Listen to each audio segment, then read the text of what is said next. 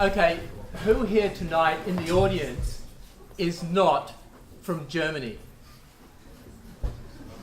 Well, who is German? Great, okay. I'll get to you in a minute. If you're like me, and you love living in Germany, but you still experience the German language as a challenge.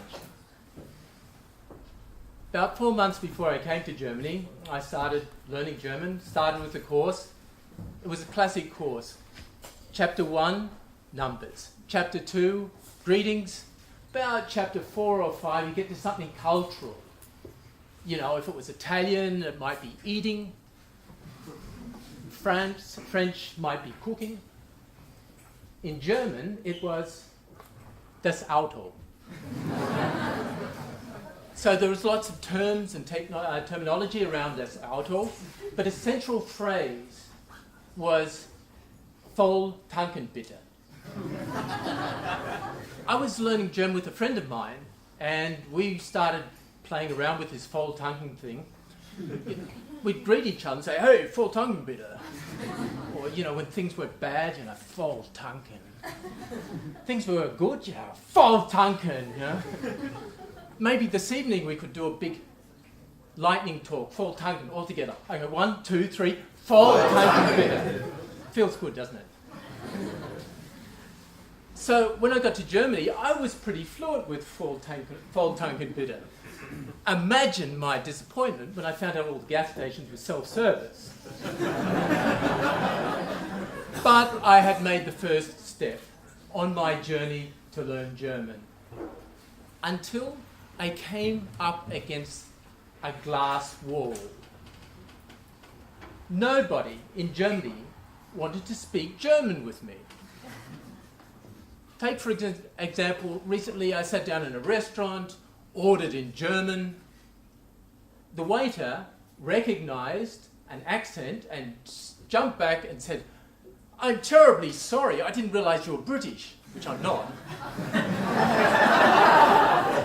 And came out with an English menu. Or you might know this from work. You're standing at the coffee machine and Klaus, your colleague, comes up. You say, Good morning, Klaus. Klaus says, Good morning, Peter. You say, Wie war das Wochenende? Klaus might say, Very good. I went walking in the mountains and I went swimming in Ammersee. You see, it's a battle of wits. Klaus is not going to give up. He is going to show his good English. So everything is set up for you not to learn German, which is a shame.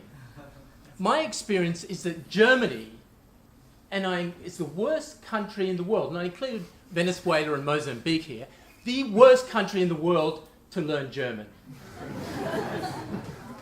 And that is a big shame, because, I don't know, there's a sort of lie going around, you know, in Germany you don't have to learn German. The truth is,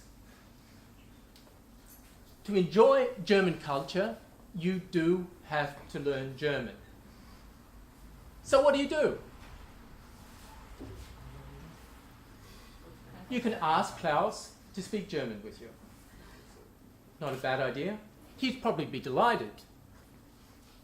But he will also insist on no backsliding. But what happens if you're speaking at home in your native language perhaps, and at work it's only English?